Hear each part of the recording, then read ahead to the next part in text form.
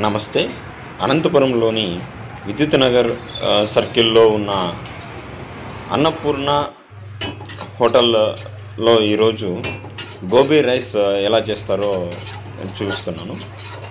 మీరు చూడండి. యాక్చువల్గా ఇది పిరమిడ్ ధ్యాన కేంద్రం వారిది.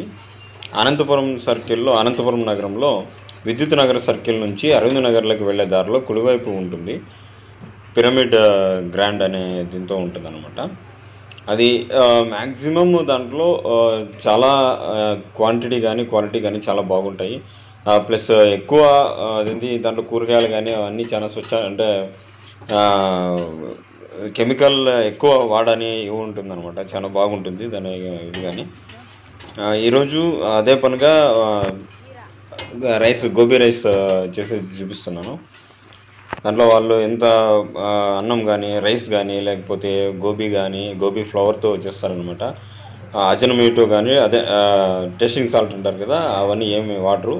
ఓన్లీ మసాలా దినుసులు మాత్రం, మసాలా పౌడర్లు మాత్రం వాడతారనమాట. తర్వాత ఇది వచ్చేసి అన్నం కానీ ఇది కానీ చాలా బాగుంటుంది. క్వాలిటీ కానీ బాగుంటుంది. మీరు ఎప్పుడైనా ట్రై చేయండి, చాలా బాగుంటుంది. ఇంకా అక్కడే అది పిరమిడ్ ఆకారం ఇవిగానే ఉంటాయన్నమాట. ఎవరైనా ధ్యానం కానీ early morning 1 hour, evening 1 hour ధ్యానం కానీ అక్కడ చేసుకోవచ్చు అనే బోర్డు ఉంటుంది. మీకు ధ్యానం ఎవరైనా చేసే ఇంట్రెస్ట్ ఉంటే అక్కడ ధ్యానం చేసుకోవచ్చు. ప్లస్ మీల్స్, ఫుల్ మీల్స్ ఉంటుంది, ప్లేట్ మీల్స్ ఉంటుంది. మీల్స్ వచ్చేసి నెయ్యి అవన్నీ అంతా చాలా స్వచ్ఛంగా ఉంటాయన్నమాట. అంటే డైలీ హోటల్లో తినేవాళ్ళు ఇంకా ఇక్కడికి వచ్చి చూడండి, ఎందుకంటే హెల్త్ కానీ చాలా బాగుంటుంది. ఇది నా అభిప్రాయం మాత్రమే. మీరు ఒకసారి వచ్చి చూడండి, అన్ని పరిసర ప్రాంతాల్లో చూడండి, చాలా బాగుంటుంది.